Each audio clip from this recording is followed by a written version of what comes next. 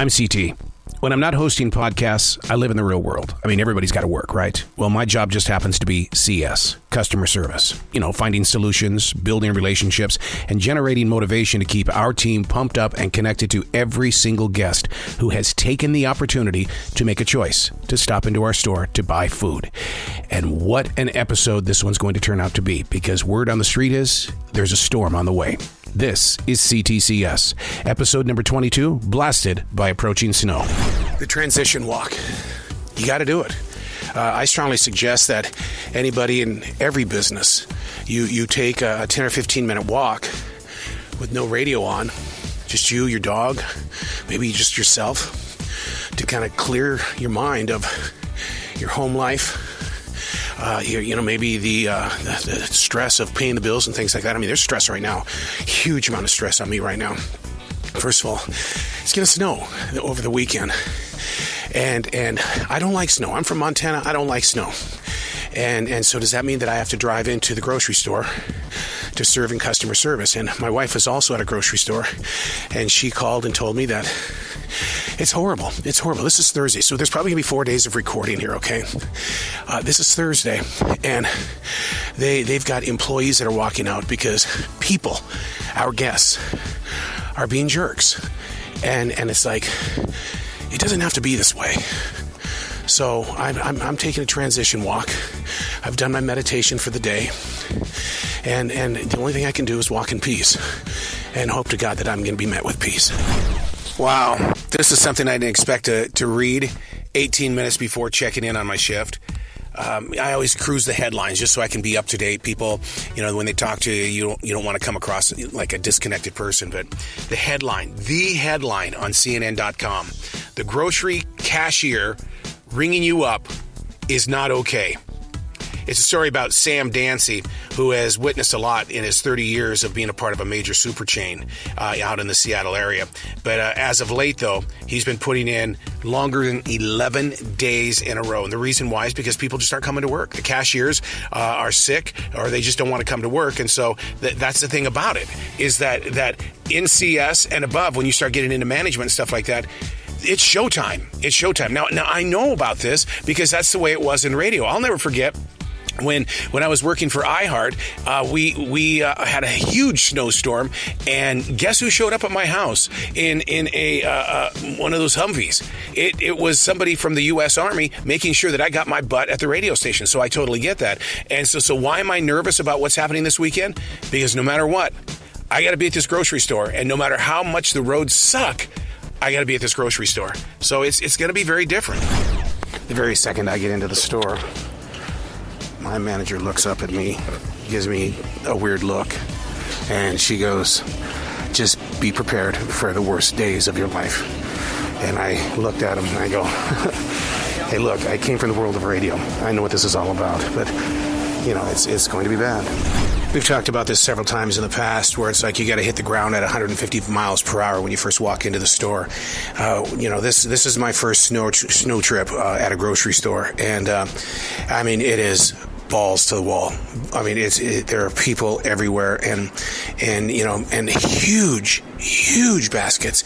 And really, the only thing that I can think about is, what if the weatherman is wrong?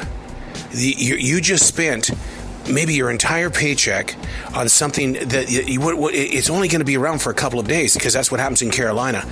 If they're wrong, what do you do? Because you have fruit, you've got veggies, you've got things in there that's going to spoil faster. I'm lost.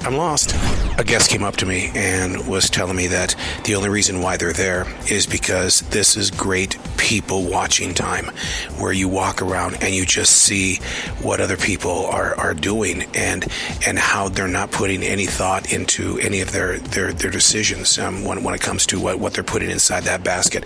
And they find it funny. They're laughing.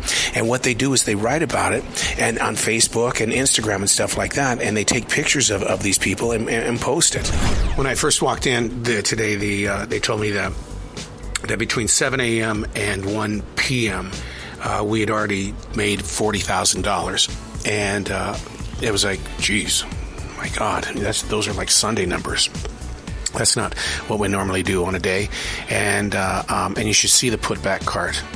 Oh, the put-back cart, where people are changing their minds and stuff like that. I mean, it's just overflowing. And that kind of junk just eats away at me, because it's like, you mean to tell me nobody here can help out?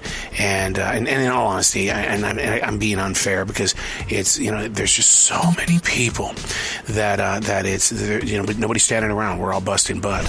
I don't know if you know this or not, but there's a lot of psychology that's going on inside a grocery store during a situation like this, because of the uncertain weather that is coming to us. And hell, it's 3 days away. But it's basically, it's therapy for people to come to a grocery store and buy toilet paper, or to buy the different lettuce and all the different veggies and stuff like that, because if they can get their hands on it, then they feel satisfied, or they feel like that they're in control. And so, I'm not complaining about anything. I just, my worst fear is the opposite side, because you know what happens. Next week, are we going to have guests coming back saying, well, I just walked out of the store and these strawberries, they were already moldy. And you just want to say, hey, look, you bought them before the storm. Of course they're moldy today because it's a week later, but smile. Oh boy, I had a second to go and look at the numbers for COVID for Carolina, and I don't know if I should have done that. We went from like 25,000 to 44,000 today. New cases today, 44,000. That's an eye-opener, because I'm in the middle of a grocery store before a storm, and the world is in here. How protected are you?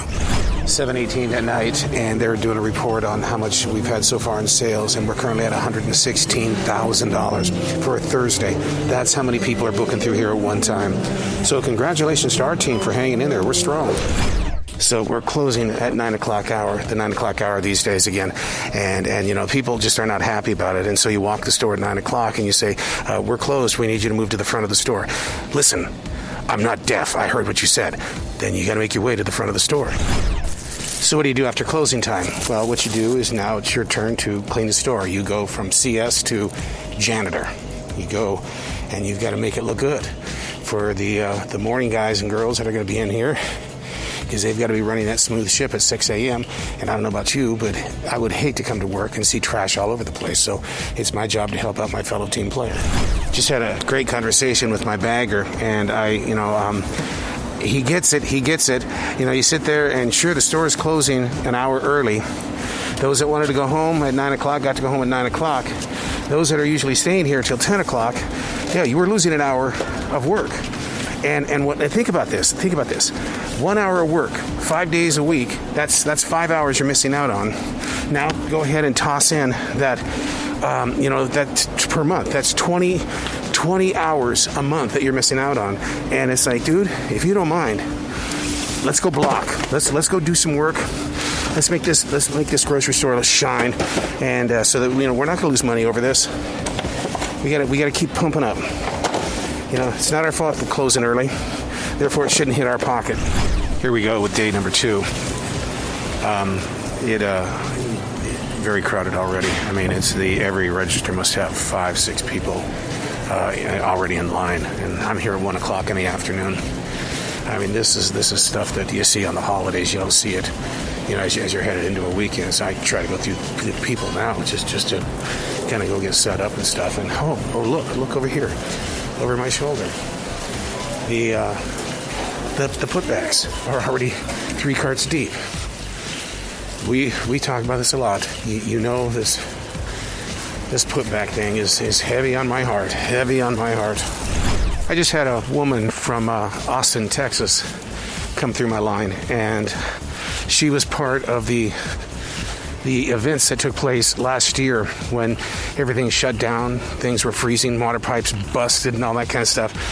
She just spent $576 on groceries because she doesn't want that to happen here in this city, because everybody's telling her, oh, it's different. This is not Texas. The Carolinas are different. I'd be prepared if I were you. And she was a nervous wreck. At this point in the game, everybody seems to be pretty even keel. Nobody really believes that the weather's going to turn into ice and snow. But, you just... but you just got to be prepared. I mean, that's one of the things about the Carolinas, stick around 5 minutes, the weather's going to change. Same thing, just one little whisper of wind, and it could send the cold in a completely different direction. Either way, we're going to be getting ice or snow, but the thing is these guys are convinced that they're going to starve to death over the weekend because they're buying all these groceries, but they seem to be in okay moods. They really do. Sales right now at 2:30 in the afternoon, we're at 88,000. That's how much we've done in sales. 88,000. Last night we did 132. That was the final total for the evening. So that should tell you how crowded the store is, and we just got to keep them moving. Got to keep them moving because, man, we're in a pandemic. Whoa. My first hot-headed guest upset that I didn't ask her if she wanted cash back. And I said, we don't ask people if they want cash back. Well, you do too. No, we do not. The machine that you put your card in is what asks you if you want cash back. And you probably said no. But we don't ask you if you want cash back. And so you try to, kind of shift gears and go a little bit lighthearted because she was obviously heated. And she goes, well, if you wouldn't have been talking to other people. And I'm going, you're the only person I've been talking with. And, so it's like, okay, just mellow out, breathe, do not act or react. Day number 2 of the big winter storm weekend has officially drawn to a close. We're sort of 9 o'clock. I'm walking the store to get people to you got to go. And you have to say it in the most pleasant way because people will look at you. They're not in the mood to be told what to do. And, it's like, look, I'm in the store. I totally get it. They're the guests and all that kind of stuff. And the customer is always right. But at 9 o'clock, we are officially closed. So what happens at a grocery store when the doors are closed? Because we all know that they don't close. What we do, he's on 160 today. 160? Wow. $160,000 today is what we did. I mean, that's how busy we have been. But back to the original question, what do people do in a grocery store when everything's closed? Putbacks, baby, putbacks. I mean, lots and lots of buggies full. Employees that take off before they're supposed to. They're scheduled till 10 p.m., but they're gone by 9:06, 9:07. And then you go back to see if they even did their job. And then we're out in the parking lot hustling carts. Then we go back to the break room, which hasn't been cleaned. Just one time, I would like to have a screw-off day just to see if I would get in trouble. I just want to screw off, make a ton of mistakes, and see how long it takes for them to tell me that I'm a screw-off. I didn't think I'd really turn this into a 3-day event. But, it's not every day in the South that a major snowstorm is on the way. How people act, how people react. Well, today's the day that the snow is supposed to arrive, or it's supposed to tonight. And the conditions at the grocery store for the past couple of days have been increasing more and more. So what am I doing? I'm doing that transition walk. I've already done my meditation. I was reading Julia Cameron's new book, Seeking Wisdom. It's putting the soul in a place of calm before I step inside that storm. And then I just hope to God, I pray to God that the team today puts those things back, does the putbacks, because I don't want to be there when the snow is falling and I'm in lane number 7 trying to figure out where this utensil is going on that shelf. Parking, literally parking. The parking for the store is full. I have to park at least a half a block, maybe 3/4 of a block away. Man, I don't want to go in there. If there's that many cars in the parking lot, how many people are in there? How many clowns can you sneak into a car and everybody at the circus is counting as those clowns keep coming out? And more importantly, how did those clowns even get in there? It's almost as if you've gone to a gigantic garden party and Rick Nelson is going to play. Old joke, it shows how old I am. But just take a listen. Have a good night, sir. $134,000 we made already by 2 o'clock this afternoon, and it just will not end. We are a long ways away from closing at 9 p.m., but I guarantee you at the enormous amount of people that are here, they're not going to leave. they're not going to leave until they have exactly what they're looking for. And because with a storm this size coming, it's survival moment, and they need everything that they're going to be reaching for and stuff like that. And as for the employees are weakening out on personal strength, and you can see that we're starting to get a little bit on each other's nerves, and we're saying things underneath our breath that where managers and stuff like that quickly turn thinking, you said that? We're tired. We're exhausted. I mean, it is person after person after person after person after person with anywhere between $150 to $400 worth of groceries, and it's just our bodies hurt. This has been a long workout for 3 days. I've not been outside since I first checked in at 12:45. It's completely dark out here. Completely dark. I just want to see what's going on out here at 10 minutes before 7. They put brine down on the parking lot just in case there's any slippage and stuff like that. The parking lot is full as far as you can see with people parked. They're all in the store. Just listen. This is the atmosphere of a storm moving in. The temperature is freezing out here. The wind is gusty. And I can only hope that I get home before the storm. I keep telling myself there's got to be a positive in this. There's got to be a positive. Find the positive. Find the positive. You're the dude that everybody looks to when they need a positive and all that kind of stuff. And what I've done is I've gone inward. I'm just not talking with anybody.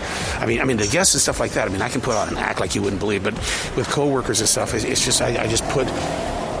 I can't even wear the mask. I just put. It's like I put a hood over me, where it's like, don't even look at me. Don't even look at me. But there's got to be a positive in this. I mean, and that's the one thing that I really want to find focus on. Okay, that's the end of day number 3, and did not end on a peaceful note with me. My battles with the putbacks, where all day nobody puts back, and so. Well, we've talked about this so many different times, and they leave it on the people at night to do it. And but we've been on the registers all day with us, like $150,000, $160,000 in sales, and I kind of barked. I barked, and they don't like it when I bark, and it makes me look like an ass. I don't like being an ass, and I start guilt tripping myself, and the store is closed, and guests were not happy, and the employees right now are not in good moods because 3 days of this, we're tired. We're tired. The question is now, will the storm hit tonight, and will we be open tomorrow? A couple of minutes ago, I was talking about how there's got to be a positive in this. There's got to be a positive in this.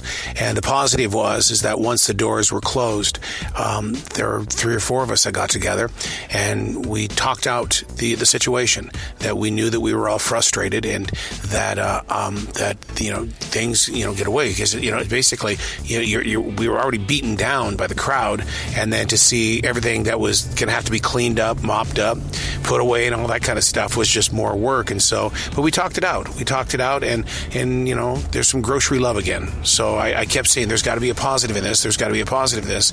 And the fact is that even though it was a tough day, we still at the end we kind of did that little group hug.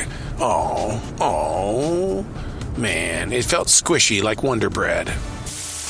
I'm wondering if you can hear the ice storm. Ow, as it's happening. Holy cow. Because when you step out here and it's sleet and ice, everything out here is all white. It's been a while since I've seen the area. There's no way that I'm going to be able to get into a car and make it to a grocery store. I'm trying to make my way to the road right now just to see if it is ice out here. Yes, solid ice. Nobody has left the neighborhood. Wow, you hear the wind? All right. Well, the weatherman predicted it this time. Got it right.